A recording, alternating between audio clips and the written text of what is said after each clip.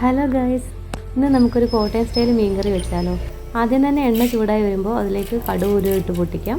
സവോളയും പച്ചമുളകും ഇഞ്ചിയും വെളുത്തുള്ളിയും ചതച്ചതും കറിവേപ്പിലയും കൂടെ ചേർത്ത് വഴറ്റിയെടുക്കാം.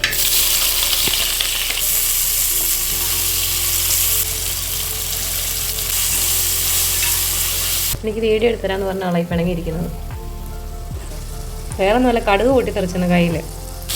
ഒന്ന് വഴണ്ട് വരുമ്പോൾ കുറച്ച് തക്കാളി ചേർത്ത് കൊടുക്കാം.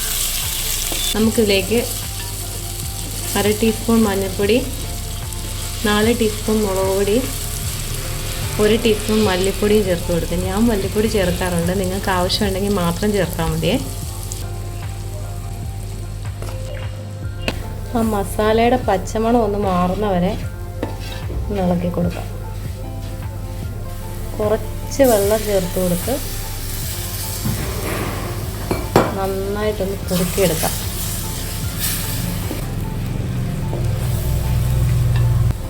ചൂടുവെള്ളം ഒഴിച്ച് വെച്ചിരുന്ന കുടംപുളി ചേർത്ത് കൊടുക്കാം. ഇങ്ങനെ ഇടയ്ക്കിടയ്ക്ക് കുറച്ച് വെള്ളം ഒഴിച്ച് നന്നായിട്ട് കുറുക്കിയെടുക്കണം. ആവശ്യത്തിന് ഉപ്പ് ചേർത്ത് കൊടുക്കാം. കണ്ടോ, ഇങ്ങനെ തിക്കായിട്ട് കിട്ടും. ഇനി നമുക്ക് ആവശ്യത്തിന് വെള്ളം ചേർത്ത് കൊടുക്കാം.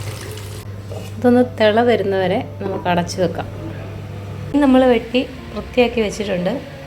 അത് തിള വന്നിട്ടുണ്ട്. നമുക്കിനി അതിലേക്ക് ചേർത്ത് കൊടുക്കാം.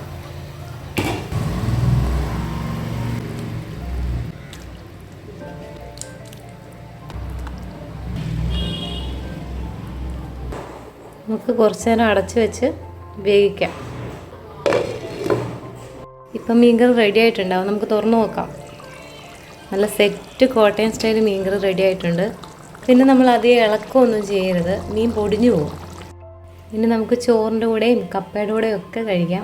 അപ്പോൾ എങ്ങനെ എളുപ്പമല്ലേ മീൻകറി വെക്കാൻ? എല്ലാവരും വീട്ടിൽ ട്രൈ ചെയ്ത് നോക്കണം കേട്ടോ. അടുത്ത വീഡിയോയിൽ കാണുന്നവരെ ബൈ.